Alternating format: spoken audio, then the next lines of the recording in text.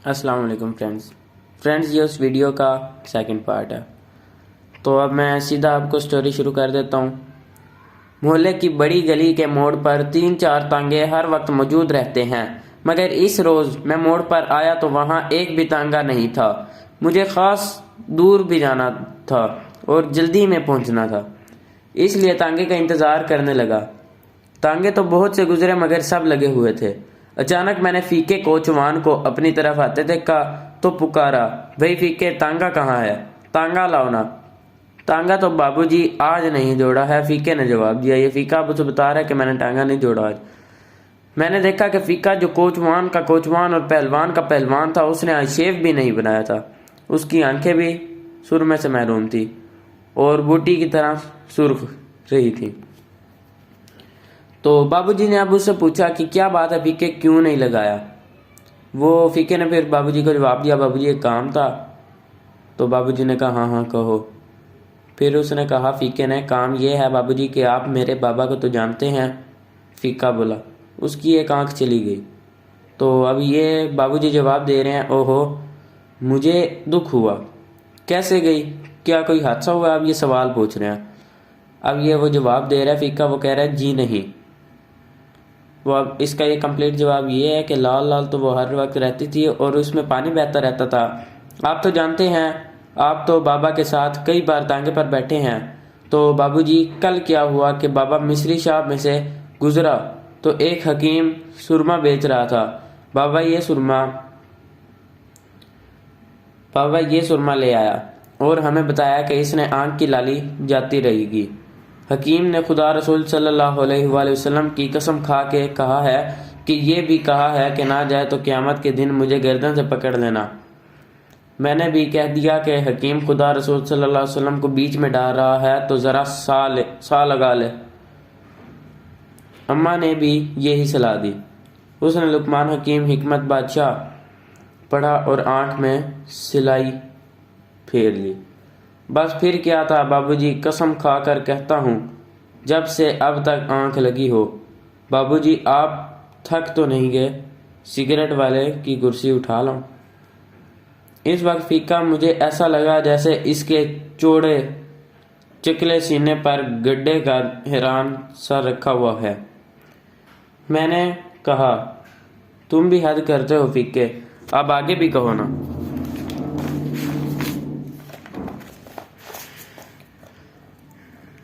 फीके की आंख में ममनूइयत की नमी जागी। वो बोला, बस बाबूजी खुदा का भला करें। रात तो चीख चाक कर गुजर गई। मोहल्ले के सारे कोचवान इकट्ठे हुए तो इनमें चचा शायद शीदे ने कहा कि पोस्ट के डोडे पानी में उबालो और इसे पानी से आंख धो लो। धोई पर बाबा इसी तरह तड़पता रहा। फिर किसी ने कहा, पालक का साग उबाल कर बांधा और जब खोला तो बाबा ने सिर्फ कह दिया कि आपको जतन करते हो, आंख का दिया तो बुझ गया। हमारे घर में तो पिट्स पड़ गई बाबूजी। इसे एक अस्पताल में ले गए, फिर दूसरे में ले गए, दोनों में जगह न थी। दोपहर को राजगढ़ के एक कोचवान ने बताया कि इसका सलामियों अस्पताल में चौकीदार है। इसकी सिफारिश मिल गई पर बिरांडे में।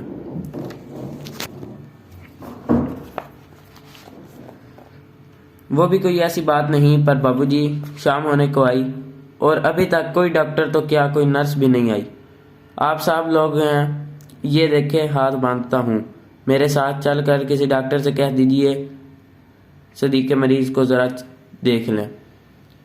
मैंने कहा, वहाँ एक डॉक्टर अब्दुल जब्बार है, इसने मेरा सलाम कहो। काम हो जाएगा, ना हुआ तो कल मैं तुम्हारे साथ चलूँगा। इस वक्त मुझे एक दावत में जाना है, नाम याद कर लो, डॉक्टर जब्बार। तो बाकी मैं आपको मज़ीद इसका ना शॉर्ट करके बता देता हूँ। तो फीके ने उसका शुक्रिया अदा किया। बिलाखिर फीका चला गया। फीका मेयो अस्पताल गया। मेयो अस्पताल है लाहौर का सबसे बड़ा अस्पताल जो दुनिया भर में मशहूर है। उधर गया तो वहाँ डॉक्टर अब्दुल जब्बार था। उसे जाके उसने बताया कि यूँ वो बता रहे हैं, बाबूजी आपके फ्रेंड हैं, ये दोस्त हैं, ये जो भी हैं, तो वो उन्होंने कहा कि मैं नहीं जानता, मुझे उन्होंने पहचाना नहीं। तो दूसरे दिन काफ़ी ज़्यादा सफ़र था इनकी तरफ से, तो दूसरे दिन दोबारा बाबूजी के पास वो आया। बाबूजी ने उसे कार्ड लिख के दिया। अब वो गया तो डॉक्टर जो था ना, डॉक्टर अभी अस्पताल नहीं आया था, डॉक्टर नहीं आ सका, डॉक्टर को कोई काम पड़ गया। लेकिन फिर भी बिलाखिर हुआ ये कि उसका काम ना हो सका। तो फिर ऐसा हुआ कि जो फीका था ना, फीका अब ढूंढ रहा था उसे, बाबूजी को, लेकिन बाबूजी तो शर्म से मारे शर्मिंदा था, जाहिर है उसे पता था कि काम नहीं हो सकता, और मैंने ऐसे ही कह दिया। वो अपनी नज़रें छुपाता फिर रहा था।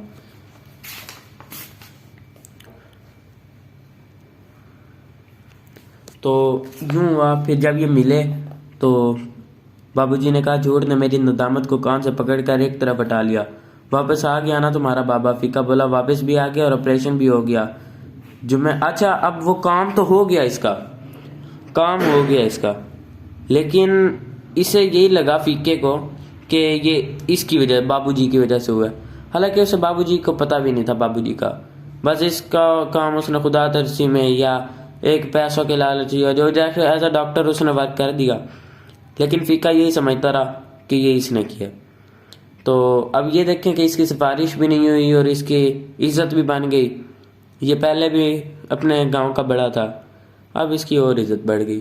तो कैसे लगा आपको ये फैक्ट? ओके फ्रेंड्स, बहुत शुक्रिया, आज के लिए बस इतना ही।